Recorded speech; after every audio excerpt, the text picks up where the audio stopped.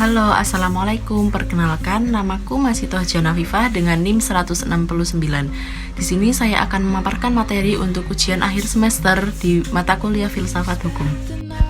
Dan sekarang kita memasuki materi yang kedua, yaitu hak menolak dan mematuhi hukum.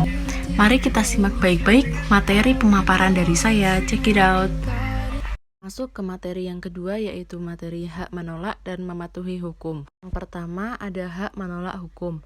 Hugo Adam Bedau dalam bukunya Civil Disobedience in Focus berpendapat bahwa perkembangan warga berarti tidak mematuhi hukum dengan alasan yang tepat atau tidak baik, merupakan persoalan lama setua kisah klasik Yunani kuno tentang perkembangan Prometheus terhadap Zeus yang sengaja dilakukan agar sang dewa memberikan api kepada manusia. Terlepas dari faktor historis yang dengan jelas memperlihatkan perkembangan terhadap hukum yang berlaku, sikap tidak mematuhi hukum itu sendiri merupakan isu politik kontroversial. Penolakan terhadap hukum bagi masyarakat politik merupakan taruhan yang sangat berbahaya karena mengancam otoritas. Ancaman terhadap otoritas negara secara langsung dapat berujung pada instabilitas berkepanjangan.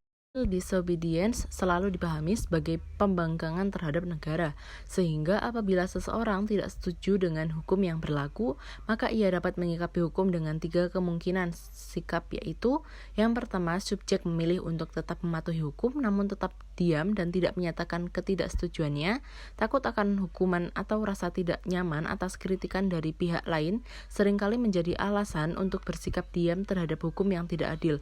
Kedua, subjek memilih untuk tetap mematuhi hukum namun setelah menyuarakan ketidaksetujuannya. Hal ini tidak bias disebut dengan civil disobedience karena tidak ada tindakan melawan hukum selain pernyataan ketidaksetujuan.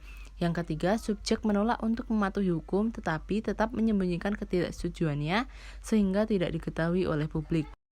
Thoreau menegaskan bahwa manusia kalau pada akhirnya mematuhi hukum itu karena ia memahami bahwa hukum itu benar atau adil oleh karena manusia memiliki suara hati, sedangkan John Rawls memandang civil disobedience sebagai kewajiban natural untuk menegakkan keadilan. Oleh karena ada kemungkinan pembangkangan sebagai ungkapan sikap peduli pada hukum yang adil, itulah maka hakim harus berhati-hati dalam menjatuhkan sanksi hukum. Di sini, diskresi hakim memainkan peranan penting agar hukum dapat diterapkan secara adil. Ada 3 kondisi utama menurut Rawls sebagai pembenaran atas gerakan pembangkangan yaitu pertama, apabila civil disobedience dipahami sebagai gerakan politik yang ditujukan pada rasa keadilan komunitas, maka pantas kalau gerakan ini dibatasi pada berbagai hal yang dipegang tidak adil. Kedua, civil disobedience dapat dibenarkan ketika berbagai upaya yang dilakukan dengan kehendak baik untuk diperbaiki keadaan tidak mendapatkan respon yang baik dari penguasa. Yang ketiga, civil disobedience sebetulnya telah merupakan tuntutan prinsip rasa keadilan yang menyatakan bahwa setiap orang dalam situasi yang sama harus mendapatkan perlakuan yang sama. Jadi pembangkangan terhadap hukum baru dibenarkan apabila terjadi ketidakseriusan. Civil disobedience ini adalah oleh karena merupakan salah satu kewajiban moral politik. Kewajiban mematuhi hukum muncul sebagai konsekuensi natural dari kewajiban terhadap keadilan ketika kita berpikir bahwa moral seseorang tidak sekedar menuntut bahwa orang lain tidak boleh dirugikan atau terancam keamanannya. Selain itu pula, hak moral seseorang juga menuntut kita dalam melakukan sesuatu yang menguntungkan atau bermanfaat bagi lainnya.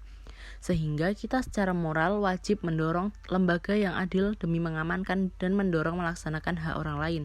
Oleh karena itu, komitmen moral natural kita pada hak sesama warga negara merupakan legitimasi pembatasan kebebasan kita melalui hukum yang berlaku. Voluntarisme sebagai refleksi dan dari etika The Good Samaritan, seorang Samaria yang dilukiskan sebagai figur yang baik hati dengan membantu seorang Yahudi yang notabene musuh dari suku Samaria.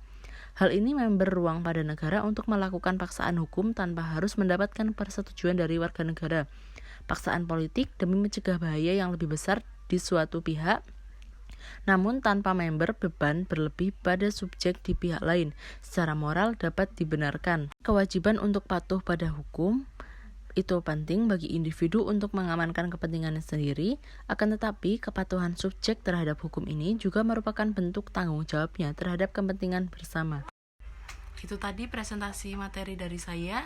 Cukup sekian, kurang dan lebihnya saya mohon maaf. Wassalamualaikum warahmatullahi wabarakatuh.